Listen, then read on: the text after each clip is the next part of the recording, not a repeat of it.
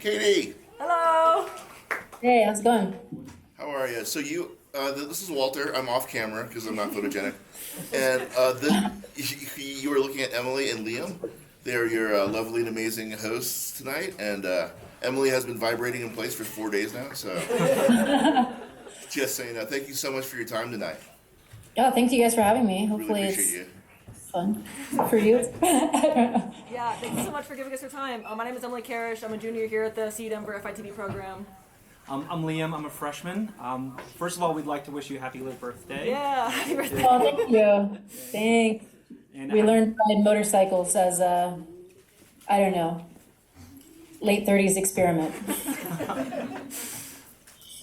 Perfect. So let's get right into it. Our first question, you have years of experience in both film and television. Could you tell us about the differences you felt working in both and which one you prefer? I think things are changing now with streaming, where some networks and some companies are going to have a little bit more flexibility, but network TV is very fast paced. And I felt like, that's when I was kind of just starting off too, so I didn't really get an opportunity to really ever know a character. And you get the audition like maybe 2 days before you start filming, and then you jump in. It's pretty resistant to change because they have to get it out right away. Script's probably already approved by whoever needs to be approved by, and so I feel like TV is like it's rushed. It's generally you don't get as much time with a character as much as you do with like whatever the story is, and specifically episodic. It's just like it's more about what's happening than typically what your character's doing, especially as a guest star or whatever. So I never felt really connected to that. When I got into the world of like The Mandalorian and streaming, it still was because Star Wars is such a big thing, and they're so secretive. They still wouldn't tell me anything about my character. So even though I was given a lot more time to prepare, I still didn't know anything about my backstory. They would have me almost do like, okay, well, read it like your character is mad about it, read it like your character is happy about it, read it like your character is like having mixed feelings, and then they would choose the performance they wanted. So again, I felt like I had like no onus on the character, and things kind of just moved like a machine almost. Film is still quick, but it's like, you have these 28 days to knock this out, or these 30 days, or in the case of Ant-Man or The Running Man, you got like 5 months to do it. You get a lot of time with your character beforehand. You get a lot of time to prepare, to think about who this person is, who the world is that you're going to jump into. And then it's, unless you're, planning a franchise, it's this contained story and then you're done. So like creatively, I much prefer film. I think it's a great way to tell a story concisely. I say that knowing that there are a lot of like 3.5 hour movies coming out lately, I think it's great. And then you get to kind of like move on to the next thing, and you're not, what I would say is like a commitment phobe, I guess, stuck in the same character for 8-10 years. That's so interesting to hear about. We don't really know much about TV and the production side of it. It's so interesting to hear about it from an actor's perspective. Something that I would love to know more about is, do you feel more connected or represented with directors who are women or who are queer, who are people of color? Does that affect your experience at all? I think if anything that it can contribute to authenticity does affect it. Even I'll use like The Rookie as an example. I had police experience, so even that little bit of extra experience, I'm telling a series regular that he's doing what he's doing wrong, right? So with Love Lies Bleeding, for instance, Rose is queer, she's a woman. It felt very authentic. We didn't feel like we were performing to a male gaze. We didn't feel like anything was disgusting or uncomfortable. And that, I think, that's sometimes rare, and it was really great. It takes a lot of trust to do a lot of these things, a lot of these performances where you are being very vulnerable. And I'm not even just talking about intimate scenes. I'm talking about essentially putting yourself out there in front of other people. I kind of think of it as like with every performance, it's like the first time you're telling your partner that you love them. It's like you're like very nervous about it, and if there's not a lot of trust there, it's difficult to get that out in the most effective way. That's really beautiful. That's lovely. Let's see. And to kind of add on to that, when going into a scene, in terms of story, what is important to clarify with your scene partner, and what do you kind of leave up to a mystery? I think that there's a lot that you shouldn't really discuss because a lot of acting is reacting. Violence, intimate moments, things that could be triggering. I always say, hey, if there's something that is making you uncomfortable, that's something that we need to address. And then if there's something that I can give you when the camera's on you that you need or want, I'm happy to adapt usually to that. But otherwise, I will never tell another actor what to do. I'll never tell them what I want from them unless it's like, hey, can you give me that 100% performance again just for this one take? Because sometimes when the camera's not on, some people, they don't want to do that. But yeah, I would say like generally, I love being surprised. There were some things that that Kristen did where she found like extra funny moments in Love Lies Bleeding I wasn't expecting. And in a way, it made like the tragedy of the moment worse for my character. And it was fun to fall into that, and it was surprising, and it was great in the moment. So yeah, I think, as long as you're not hurting each other, I prefer to not really discuss. Yeah. There's also, on the other side of that is working with people who maybe are more difficult. Do you have any tips for how to work with people that you don't agree with, or what are some boundaries that you set in that kind of professional working environment?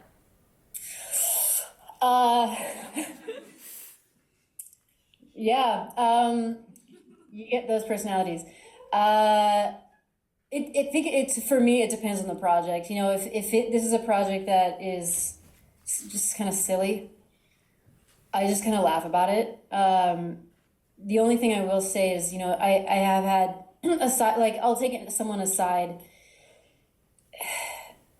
It's also like kind of knowing your lane and knowing your role. Like you as another actor, let's say I've got 2 lines and, it's someone else that's being insane and they've got they're like the star of the show. It's really kind of like the director or producer's role to step in and say something. But I do think that there are little ways that you can chat with somebody to say, hey, are you okay today? That's usually my first question, is like kind of give them a way to explain themselves. Because when you just directly attack somebody, I don't think that, and especially sensitive actors and whatever, and performers, I don't think that they typically take it well. So usually it's like a moment in private, just kind of asking how they're doing, what's causing certain stress, or like, hey, I noticed you're a little off today, or I noticed that you're a little on edge today. What's going on? And coming at it from a place of understanding first. And like, if someone's just being a dick, they're being a dick, and you just gotta say, hey, like, you're just being an asshole, and it's making everyone, myself included, uncomfortable. And that's like way down the line of like, we've exhausted the nice options, and now I'm saying you're really bothering me today. Yeah, I love that. I love how you start with empathy. I think that's really important, especially when you're working with another actor. And then, well, sort of adding on to that, we've heard some horror stories about projects.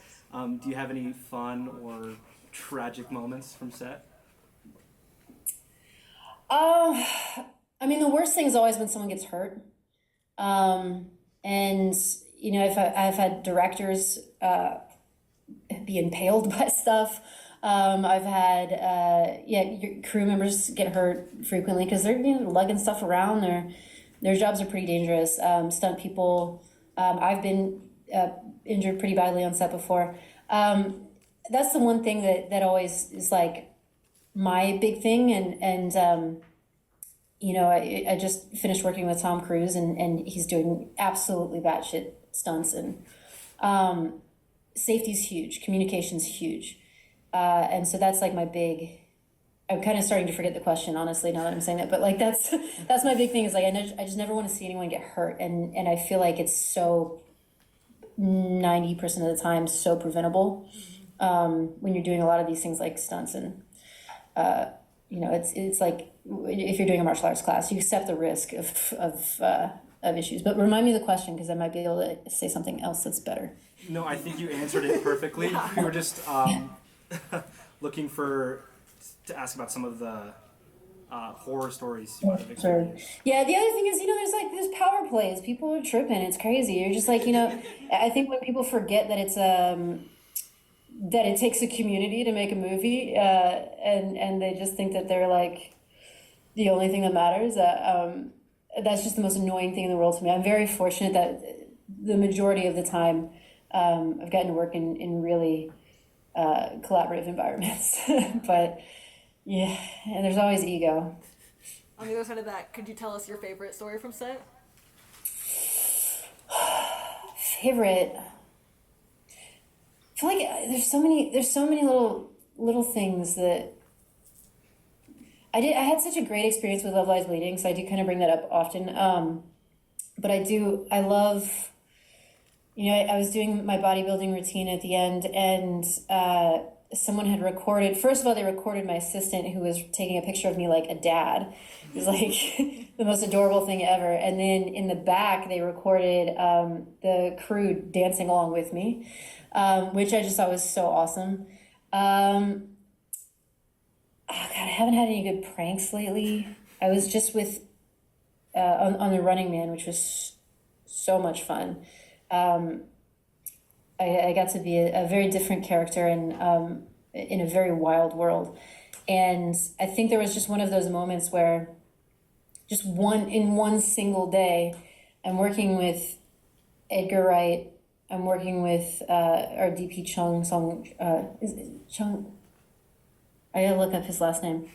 But and I'm working with Glenn again. And then, no kidding, he's great. Josh Brolin, Coleman Domingo. I'm just looking around and I'm like, this is my life now. I'm just like getting to hang out and chat with these people, and they're just so casual and cool and calm about it. And weirdly humble and maybe kind of nerds also, which is great. I loved that. It's like kind of fit in here.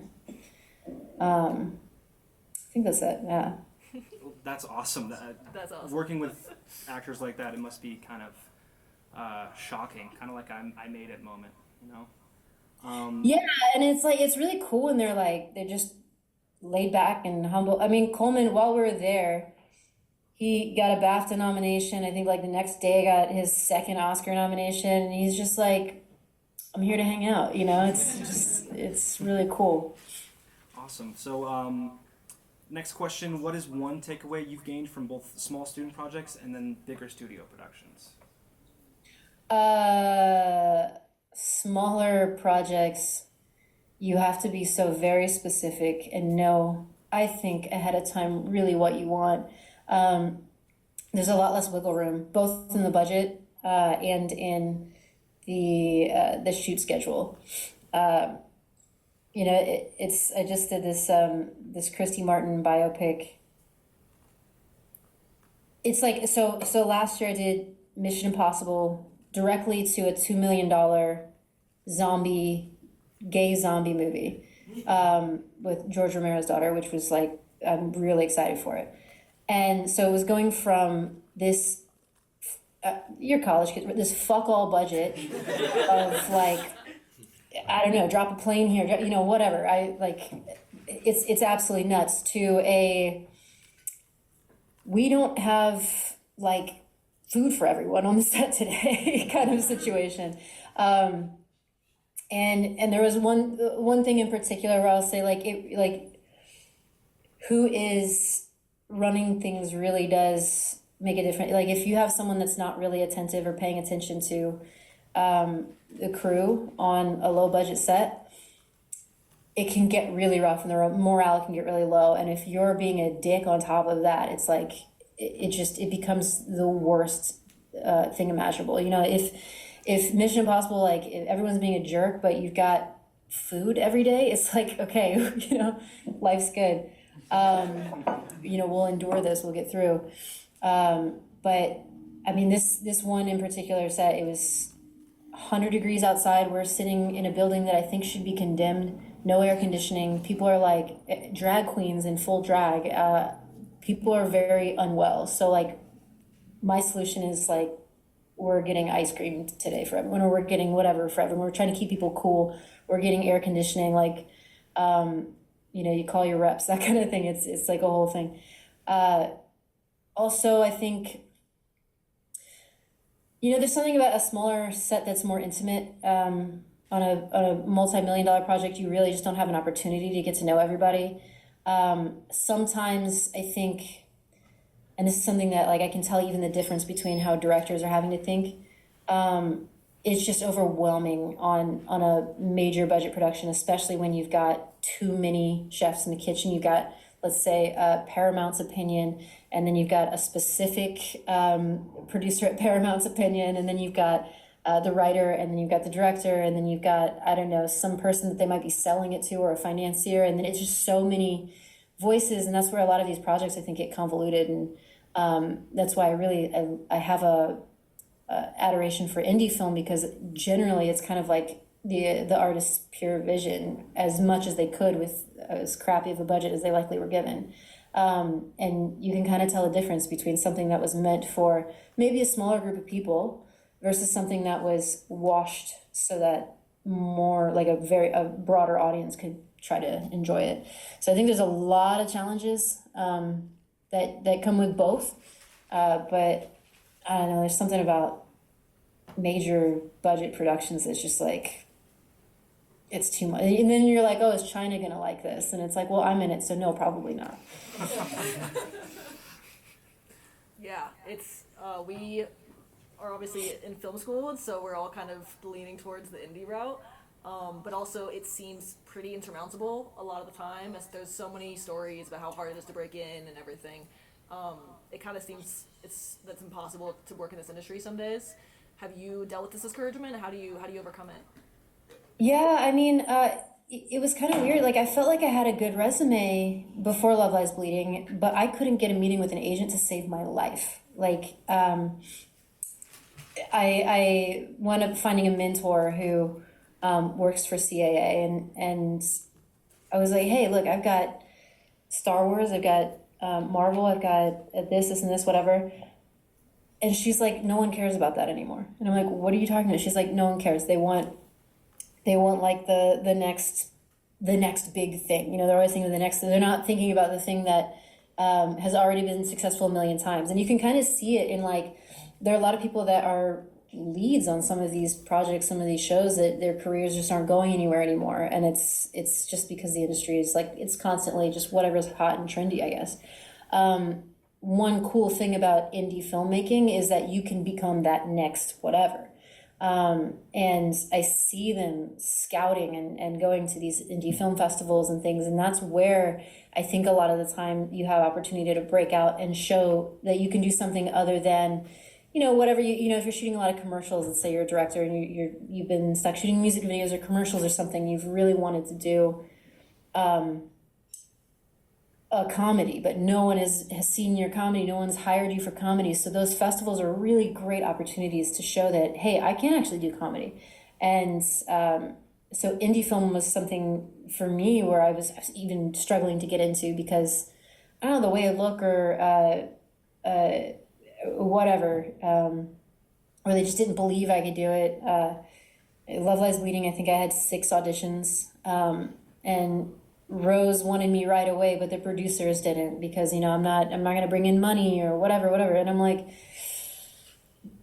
good luck finding a bodybuilder that can act. I don't know what to tell you. Like, you have to start shooting in 2 weeks, and you can have me or not. But that was the first time that I actually have started to feel like I'm just getting offers. I'm not even having to audition anymore. I'm getting opportunities that I otherwise never would have gotten. And even opportunities that I'm getting to do comedy now. And I've nothing in my resume that shows that I can do comedy, but people are like, sure, yeah, let's put Katy in a comedy now, which is cool. But it also just kind of shows you how ridiculous everything is, because it's like, there are people that work so hard and they're so funny, but because they're bad at the business side of things or don't understand how it works, they just don't get seen. And it's kind of nuts. Yeah. Are there questions in the audience? Yeah, go ahead.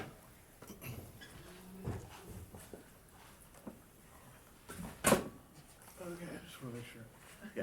Hi, Katy. My name's Rowan, and I'm a junior here. And right now, I'm currently serving as a casting director for a pretty big project here, and auditioning actors. And I'm also interested in acting myself. And I feel like we often hear like these kind of like horror stories about the audition process and like how long it takes for an actor to like book one gig. And I was just wondering if you could share with us like some of your experiences going through the audition process at the beginning of your career. Yeah, I mean, first of all, like as a casting director, I'm sure you're getting a lot of behind the scenes tea. You know, I early on auditioned for this show called Z Nation. It's a sci-fi zombie apocalypse show, whatever. And I remember going into the casting office. By the way, the audition was like 15 pages long, which SAG is now like, if you're not getting paid, like, no, like, it was ridiculous. They wanted you off book, unpaid, which again, you're like, okay. And they wanted you to do it over and over and over again. And the reason is because it was so low budget and everything, they wanted to make sure you could memorize the lines, go on, have it performance ready, and be able to do it like 1,000 times without making an error or whatever. I found that out the second time I auditioned, right? So the first time I auditioned, it was for a part I did not get. I literally, in the audition area, overheard the casting director talk about how excited they were for all of these other actors to read for this part. And it kind of is like, you know, you could take it two ways. You could take it of, oh, well, I'm not going to get it, so why am I even bothering? Or, oh, well, I'm not going to get it, so I might as well just, like, the stress is gone, right? And fortunately for that audition, it was, for me, I was like, oh, well, I'm not going to get it. I'll just go perform, and the stress is gone. So I think one thing is, like, yeah, be mindful of who might be in the room with you, because it's, like, it's super rude to talk about how excited you are about everybody else. When someone is standing there waiting to read. So that was one thing. I know I've often read for The Walking Dead. That was the first SAG project I'd ever done. And I had 4 pages of auditions, and they told me I booked it. I was so excited. I'm like, oh, I'm going to be this big character. The audition slides were like really cool and important. I had 2 lines, and then I fell down. And that's what I wound up saying yes to. So there's all these little things that, like, first starting out, I mean, I personally think that that's all I was ready for. And I think that maybe casting might have, you know, maybe recognized that as well. But I think, I think it's just like, right off the bat, it was just being kind of grateful for anything that I got, any audition that I got, having good attitude about the audition, just being excited to even have one. And going in excited and with good energy. And I mean, I also think early on, I find it really important, if you can, try to audition in front of a real person. Reason being, the nerves that you're gonna have auditioning in front of a person are nothing compared to the nerves you're gonna have on set. And if you can't do it in front of a person, you shouldn't be on set yet. At least in my opinion. You're just gonna have a bad time. And I just, there's so much about that process that I really, really appreciate. I will say, like, you know, I know that my argument to people saying, oh, we shouldn't get 14-page auditions that are due the next day, is that when I worked on Black Lightning, for instance, they would call me the day before, shoots in Georgia, I live in LA. They would call me the day before saying I needed to be on a plane that night to shoot the next day. And it would be 5 pages, 6 pages of sci-fi gibberish, no idea what I'm talking about. And if I hadn't had all of these like 15-page next day auditions or 8-page next day auditions, I would not have been prepared for that. So I totally get where people are like, oh, I hate this is ridiculous, whatever. But I would say as an actor, like, be over prepared. So, if you aren't getting auditions, then read plays, memorize monologues. It's old school. It's the easiest thing to do. You can go online and you can find, or you can sit there and type out, lines and stuff like that, and just get really good at memorizing and be performance ready for things really quickly. I think is one of the best tips, maybe. Great, thank you. Yeah, it sounds like as you've progressed in your career, you've built sort of a tough skin, and you've grown to have a very positive mindset in this process. So my question is, how do you measure your personal and professional success? I think it can be difficult because sometimes you take, 2 steps forward and then you totally fall back.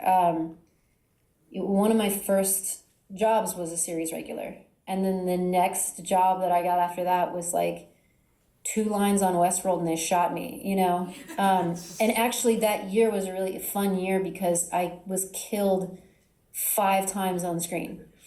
But it was one of those things where it was like any opportunity that I could, I said yes to, right? So I was like, okay, this show clearly isn't recognized by the industry. So I need to continue working until I get on shows that are recognized by the industry, or continue, pushing forward until I make the right connections too. I think I started to see a little bit more success after Mandalorian because I got to work with so many directors in a short period of time. And by working with those directors, I booked my next couple movie projects. So I got Ant-Man because I worked with Peyton Reed on The Mandalorian. I got Twisters because I worked with Isaac Chung on Mandalorian. And I think that, even when you're out and about, I met Edgar at a party a few months before he started shooting Running Man, and then he just was like, I wrote this part like pretty much for you, basically. So yeah, it's just pushing ahead, going to every little networking opportunity that you can. I know that it's like really annoying cliche to say make your own stuff. I didn't have to go that route yet. I'm currently trying to, but it's one of those things where it's like, how do I measure my own personal success? Is that I'm still here. And how do I measure my own, happiness or whatever, is that I'm still here doing it. I'm still enjoying it, I guess is the thing. And when you stop enjoying it, you should leave, because this is like too ridiculous of a job to power through and not like it. Does anyone else have like a ton of fruit flies in their house, like right now, and just, I've killed 3 right now. Not that I'm trying to be a murderer or anything, but it's ridiculous. Just me? We have a little fewer in Colorado, but I'm like, so yeah. Anyway, yeah. I hope that becomes better for you. That's a scenario. I don't know what to do. 5 deaths on screen is crazy. I think that beats, Liam has died a couple of times on screen for us in our program, so I think that beats his record. I died 3 times one semester. That was the biggest. Well, one semester is pretty impressive, Yeah. but didn't you get a little offended? You're like, what is it about me that I just know, screams? right? Just killing Yeah. me off. Yeah, I was a little worried. I was like, I hope this isn't like an omen or something, or that I just have a killable face, or I don't know what it was. We've worked on lots of projects every semester, and we pretty consistently deal with burnout in our program. We would do a lot of stuff all at the same time, and I'm wondering, how do you maintain balance in your life? What does that look like for you? That's hard. That's really hard. Especially with how everything is filming everywhere. I did 3 movies in the UK last year, and each one was at least a month, if not longer. And then the other 2 were on the East Coast, so I was never home. And when you're trying to maintain a marriage, that's it's not fun to be away 6 months out of the year. So I think with that, it's like, know what sacrifices you're willing to make in terms of, like, what's your hierarchy, right? And so family is going to be first for me. So, we, my wife and I we try to not be away from each other longer than 2 weeks, right? So that's the big thing. And if production's not going to fly her out, I'm going to fly her out. It's just the thing. Or I'm going to fly home. Got very expensive during Twisters because they didn't want to pay for anything. But yeah, so it's kind of, just knowing your priorities. I love to work. I love this job. So it's like maybe it might even take precedence over my health sometimes, which it's not good, I know. But I just love it that much. So you also can say no. I don't think a lot of people realize that, like, you can say no to things, and you might not want to say no to the biggest opportunity you've ever had in your life, and also the hierarchy that you do can change. So let's say, like, for this 6-month period, this movie is going to be the most important thing in the world to me, and then next month it'll be my health or whatever. You can have it fluctuate, but that's always my thing. And yeah, I mean, like, generally, I tend to be an insane person about working, so I just like to work all the time. I'm almost like unhappy if I'm not, and maybe that's something that I need to check. But now that I'm not filming a project, I am trying to figure out if I can get the rights to a book that I can then work on, and then I'm also trying to write my own book, and so there's always a way to, like, be busy and hustling in the business, even if it's not necessarily in your lane too. I think we have another question. Yeah, Carter. is that a question for you?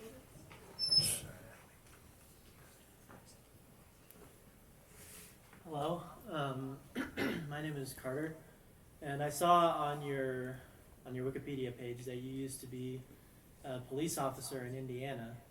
So is there anything, I mean, seems a little bit weird, but is there anything that you learned as a police officer that you use these days in, like, movies or in your personal life? Yeah, I mean, I had a coworker at the time kind of sit me down and tell me, this is like, it's the weirdest job, right? Because you have a front row seat to the human condition. It's kind of how he prefaced it. You see people in their most vulnerable moments, intimate moments. I worked with crisis intervention, so I saw people literally in their worst moments. Had to talk people down from suicide, had to, if someone was having a psychiatric break, I had to work with them. So you see people in all of these different settings that typically happen behind closed doors. The other thing where I feel like it really contributes to acting is you then have to listen, like your life and their life depends on it. When you're not listening, when you're not paying attention, when you're not reading body language, that's where accidents happen. Now, in a much less drastic situation on set, I think that's where good acting comes from. It's looking and paying attention and acting and reacting to each other. So if you're not really listening to what the other actor is saying, and if you're not able to respond to that, then you're not creating a scene. You're not creating a real moment, because it'll come off as artificial. If you're not actually listening, you can tell. If you're talking to someone and you can tell when they're spacing out and not paying attention to you, and it takes you out of the conversation. So it's the same on screen. Wow. Thank you. Jack? Yeah, we've got another. I think anyone that introduces themselves, if they could tell me how many times they died on screen, that would be helpful. Thank you. Hi, I'm Jack. 0 deaths on screen. Yeah. Yeah. Wow. Yeah. Yeah. Hi, I'm Jack. Yeah. You talked about when you were first starting out, not having really the ability or the need to say no to things, like just taking whatever opportunity you can get. And now that you're a little bit don't have that requirement anymore, is there? Can you just talk about the difference and what how you choose your projects now that you can be a little bit more selective? Like, what is it about a project that makes you say yes now? Yeah, I mean, first, I do still get pressured to do stuff I don't want to do. I have a torn rotator cuff, and I didn't want to do a boxing movie, but my team was like, "Hey, this is a really good opportunity," and I'm like, "Oh, but anyway." So there are still things where I'm like, "Fine," because it's like the opportunity kind of outweighs the crappiness of it, I guess, or my messed up shoulder. I think I often look for, is it people that I want to work with, which is kind of a big thing for me, because I don't like drama. I don't like people that are rude. I don't like dealing with it. Is this story interesting and unique? Does it speak to me in some way? Will it challenge me? I really love to be challenged. Like, if I read it and I'm like, I've done this 1,000 times before, I don't think it's interesting. And then it's really hard for me to want to do it if it's not interesting. So I think that's the big thing, is just like, does this speak to me at this moment too? I read a really beautiful Edward Albee foreword. It was like talking about how, as an artist, you're just constantly changing and you can't judge your past work. You just kind of have to keep going forward. And that's kind of like what says something to me now, and what's relevant to me now might not be in 5 years, and I'll look back and be like, why did I do that project? It's so dumb. But you can't judge that. You just kind of keep going on. I will say, when I started saying no, I still wasn't like, I didn't have consistent work. It was just like the same thing over and over again, and I didn't want to be that character or whatever over and over again, which basically wound up being the like ultra authoritative, like militant, whatever, kind of reads as neo-Nazi. And I'm like, I'm gay and I'm biracial, and I don't know that I would be saying this to people. And I just started getting pissed off getting those parts. And I'm like, they're not imaginative, they're really dumb, they're really boring to me. And I'm not doing them anymore. I will say there is a thing where some casting directors, and I want to like crap on all of them because some of them are really incredible. Some will put you in a box, and when they see that you're reliable on set, you show up, whatever, they will keep you in that box. So this show needs a militant person. That casting director put me in every time, which made me then wonder, what are they not putting me in for? What are they putting someone else in a box and putting that person in for over and over again, that I'm not getting the opportunities that that person's getting because they just see me as this one easy fill?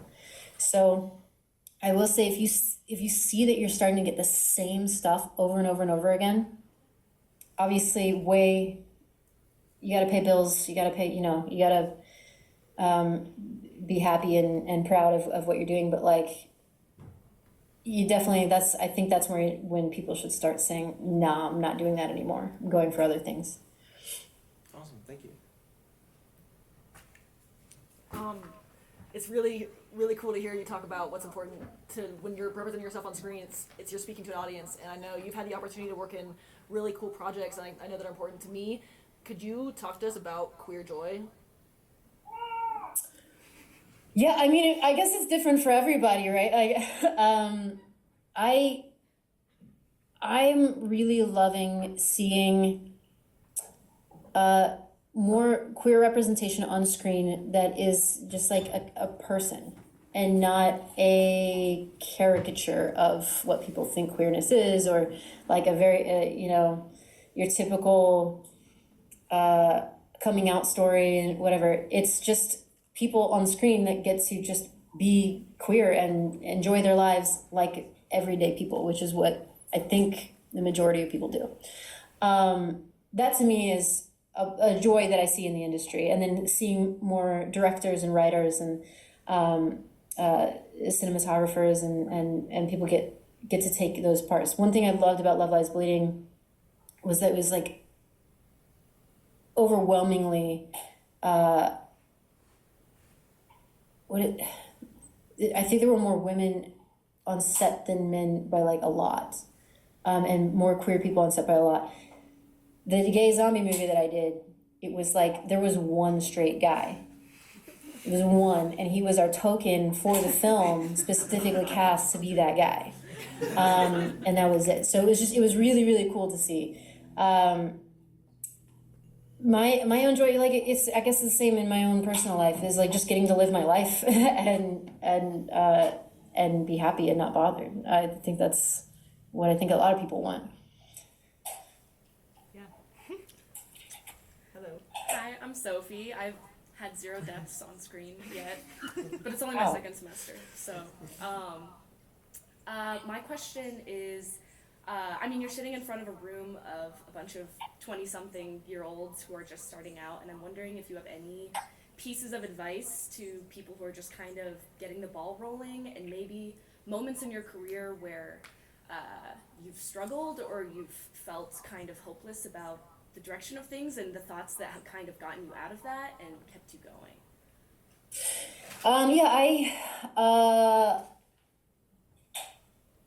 I didn't start this until I was 28, I think. So you all already have a head start on me from where I started. However, this is a very scary, weird time to get into the industry. That being said, there are a lot of outlets and stuff that you can kind of dip into that maybe weren't available to me. I know that, especially, if you have this amazing opportunity of just being in a university right now. Like, I know school's demanding and it's hard, but use your youthful energy and do as much as you can, get as much experience as you can while you are in this strange setting where you have places to learn, people to teach you, probably equipment that is given to you at a much reduced rate or maybe possibly free. That doesn't happen when you're out of college. So use that opportunity as best you can. I was grateful coming into this that I had gained a lot of experience and knowledge when I was in college. So for instance, martial arts was like my thing.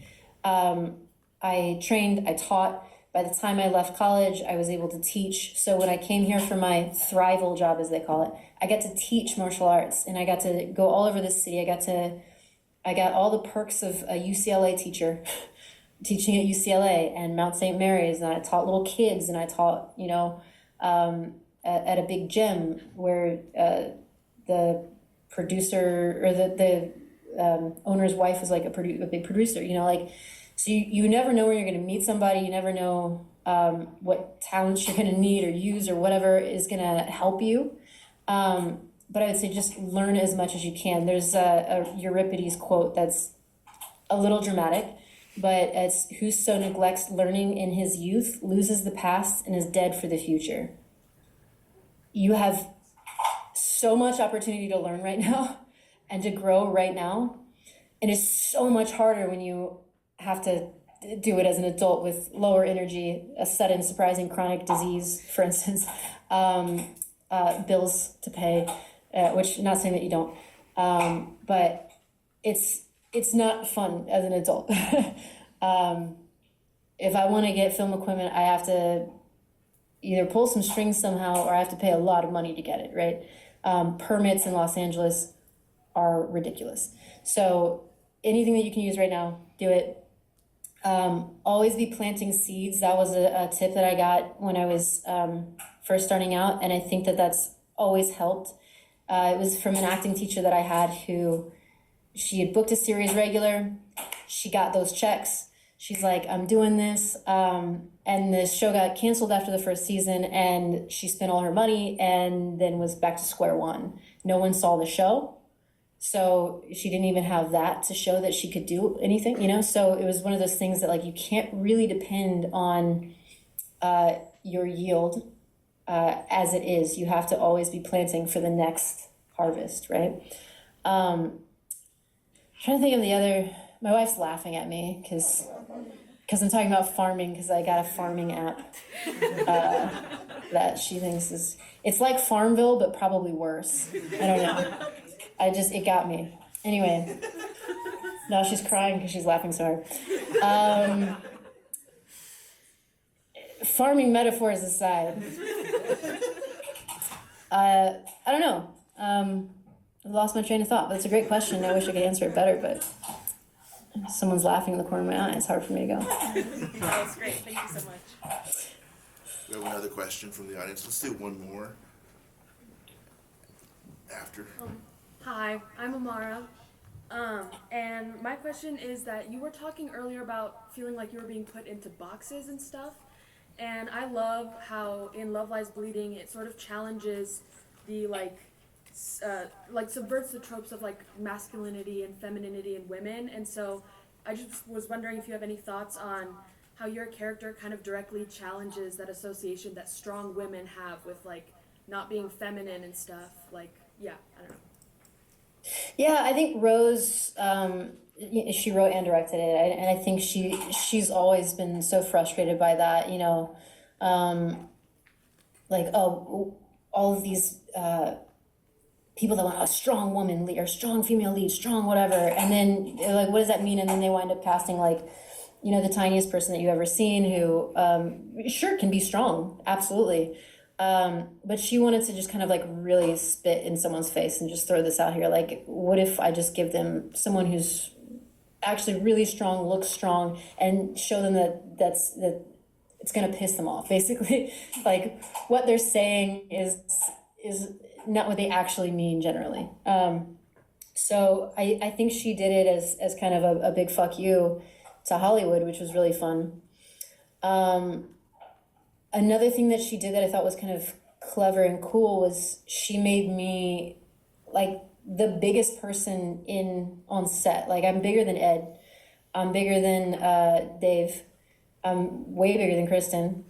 And then contrast it to going to Vegas up against all the other bodybuilders, and I'm smaller than them, right? So she wanted to show that it's like, this person is a totally normal sized, like, she's not big, she's not like super whatever, she's just a normal person. So that's one thing I think that she wanted to show, which I really loved, because I think oftentimes, I have been told that my physique is too much I've recently been told that. And I'll do another aside after this, but then the other thing that she did was she gave Jackie long hair and makeup and cute little feminine outfits, and made Kristen's character, who, Kristen gets dolled up and is like a Chanel icon and all of that, and she's gorgeous, but made her like, small, and kind of wanted to make her a little meek in a way, but ultimately very much stronger than Jackie in other ways, So she wanted to show that contrast, and she also wanted to play with what is feminine and what is masculine, and I thought it was really, really cool. This business is so ridiculous that I want to say like over a year ago now, I auditioned for a part, and it was right after Love Lies Bleeding. They said I was too muscular. The casting call, by the way, was for big, buff, strong women, CrossFit women, whatever. Like, they wanted like someone who could play like a really badass whatever. And they were like, "Nah, you're too muscular, but like, we really like you for the part. We just don't know." So what I did was, they couldn't cast the person, they couldn't find the person that they wanted, probably because of the way that they were putting out their casting request. And the audition a year later came back again. And I was like, I've auditioned for this part, the sides haven't changed. Here's what I'm gonna do. I did my hair a little bit, like kind of. I wore a long sleeve shirt, and I put on like the smallest amount of makeup, and I booked it. So it's ridiculous. like this is the silliest business in the entire universe. And suddenly my muscles weren't a problem, right? So like, I don't know, you just, sometimes you just play into the bullshit and then like, there you go. All right, let's do one more question, and then we have a tradition with Film Club where we. One time on screen, yeah. One death, great. So we have a tradition where we take a group picture. You're being projected on a giant screen at the front of the room, and then we have people come up and stand in front of you, essentially, and take a picture with you, if you're cool with that. Yeah. Okay, so let's do one more, and then Yeah, take we'll that wrap it picture. up. One last question. What films or filmmakers inspire you the most, and what do you think we should study? Okay, so, my God. I love Park Chan-wook because I think that he takes things that are taboo and throws them in your face. And I think that's a really cool, excellent thing to do. I also love that he took a lesbian romance novel and put his own spin on it. And it kind of made me think, oh, I can take a book that's already written and change whatever I want out of it as long as the writer allows you to. And it kind of opened up a new world for me, I guess, in terms of like what I could do creatively on the outside of things. And then it also, I was watching Old Boy, and what inspired me about that was I feel like in Western film, we tend to be afraid of, like the actors specifically are like, they're afraid to be humiliated. They're afraid to appear weak or to be just completely and utterly humbled by someone. And what I saw in Old Boy was it was kind of like Count of Monte Cristo, but like crazier and worse, right? The lead character at the end was just begging, crawling, slobbering at another man's feet, and I hadn't seen that before in a lot of the movies that I see, especially coming out of America. Maybe French movies, so they get pretty dramatic sometimes, but I think that's fun to study. I watch a lot of like, we saw Tampopo, which is a really, really fun movie. It kind of reminded me of Gourmet Samurai Gourmet, but I love food. I love food. And to think about making the heart and soul of a film and the adventure around the film to be based around food, it was such a creative and cool way to do that. So again, it was inspiring to me because I'm like, oh my God, I can take something that I love that's kind of random, like ramen, and I can center an entire movie around people learning to make ramen and like making it an adventure, and it'd be really fun and cool. So loved that. Were you able to talk with Chang Chang-hoon about Park Chan-wook? A little. That schedule was so crazy. We were like go. So I tried, and he's so ridiculous and silly. Anytime I tried to give him a compliment or ask him something, he pretended that he didn't do it. So like I just watched Heretic. And I was like, I just saw Heretic. It was so beautiful. Like, it was really well shot. And he's like, oh, I think I graded that. I think I just color graded the movie.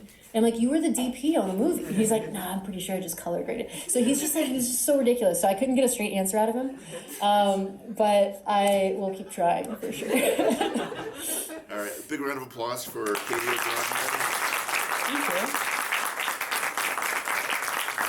These guys are going to troop up here and take a picture with you, so hang tight.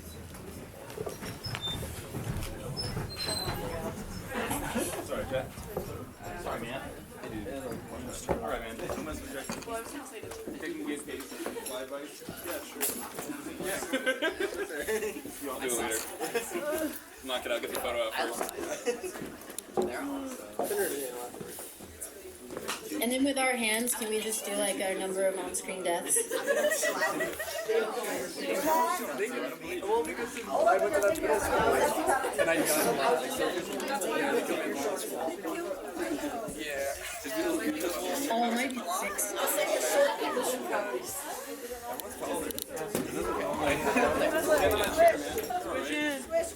We're all friends. It's fine. All right, you guys, strike a pose. Like a weightlifting clear. All right, 1, 2, 3. 1, 2, 3. All right. Thank you so much. Thank you, Katie. Thank you. Have fun. Hey, Katie, hold on 1 second. Do I log off or is there like a debrief or? Hold on 1 second. Okay. I have one last question. Straggler.